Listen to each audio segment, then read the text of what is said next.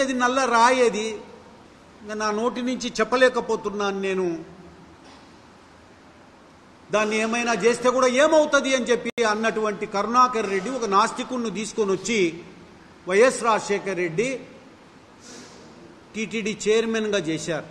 నేను ఆనాడే నిరసన తెలియజేశాను. నేను అది కూడా పెద్ద వైరల్ అయింది, అది ప్రపంచవ్యాప్తంగా.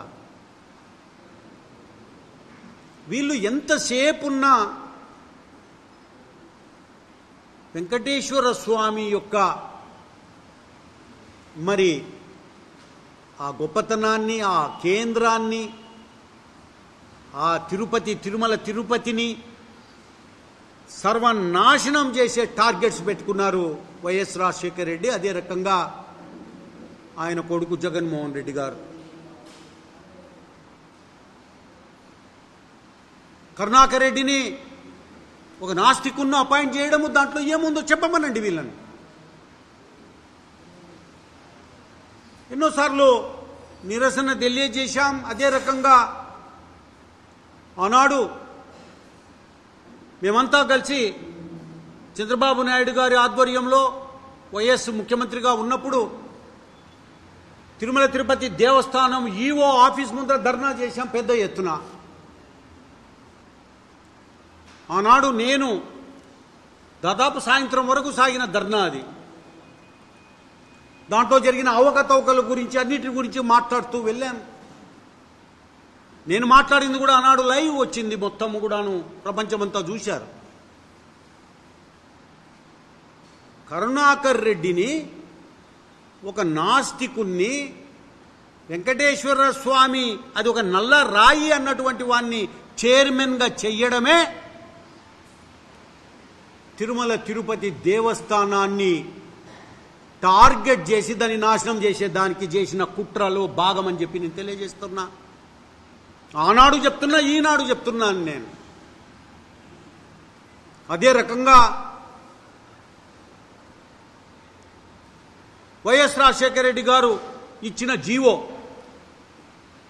చాలా దారుణమైనటువంటి జీవో. ఏదైనా మనం పూజిస్తామంటే ఏడుకొండలవాడ వెంకటరమణ గోవిందా గోవిందా అన్నటువంటి దాంతో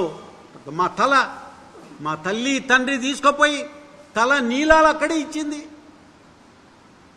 ప్రసాదం అంటే దర్శనం ఒకటి, ఇంకొకటి ప్రసాదం.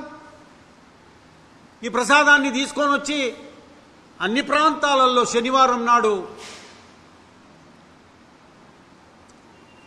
మేమంతా మొదటగా అనేది దాసంగం పెట్టుకొని ఊర్లో అందరికీ భోజనాలు పెట్టి ప్రసాదాన్ని పంచి, వెంకటేశ్వర స్వామి ప్రసాదం అది మీకు మేలు జరుగుతుంది,